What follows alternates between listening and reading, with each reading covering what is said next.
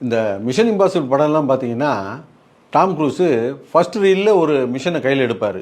அந்த மிஷனை செஞ்சு முடிக்கிறதுக்காக பைக்லேருந்து குதிப்பார், ஃப்ளைட்லேருந்து குதிப்பார், ரயில்லேருந்து குதிப்பார்.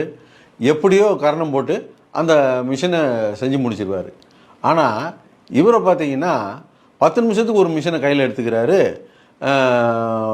ஒன்று விட்டு ஒன்று ஜம்ப் பண்ணி போய்கிட்டு இருக்காரு. டாம் க்ரூஸாவது அவர் உயிரை பணையம் வச்சு அந்த மிஷனை செஞ்சு முடிப்பார். ஆனால் இவர் என்னடான்னா நம்ம உசுரை பணையம் வச்சு அந்த மிஷன்லாம் செஞ்சு முடிக்கிறாரு. எத்தனை மிஷன் பண்ணி முடிக்கிறது? எத்தனை கதை சொல்கிறது கதைக்குள்ளே?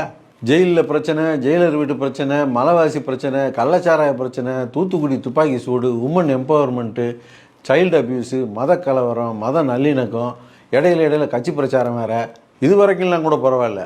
அதுக்கப்புறம் பார்த்தா ஆர்சிவார், அப்புறம் ஹியூமனாய்ட்டு ரோபோ கூட சண்டை. அப்புறம் பார்த்தீங்கன்னா தமிழ் சினிமா வழக்கப்படி ஒரு படம்னு இருந்தால் அதில் ஒரு ஹீரோயின் இருந்தே ஆகணுன்ற சட்டத்தை மீறாமல் ஒரு வேஸ்ட் லக்கேஜ் ஹீரோயினை தூக்கிட்டு திரியிறது.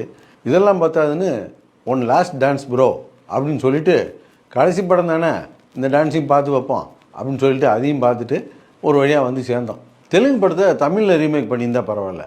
தெலுங்கு படத்தை ரொம்ப தெலுங்கு படமாக எடுத்து வச்சுருக்கிறாங்க. இதை தெலுங்கில் வேறு டப் பண்ணி வச்சுருக்காங்க, ஜனநாயக டூ அப்படின்னு சொல்லிட்டு. அதுக்கு ஒரு மீம்ஸ் போட்டுருக்குறாங்க. ஏன்டா எங்கள் வீட்டு கேசரி எடுத்துகிட்டு போயிட்டு அது மேலே 4 முந்திரி பருப்பு போட்டு எங்கள் தலையில் கட்டுறீங்களா அப்படின்ட்டு.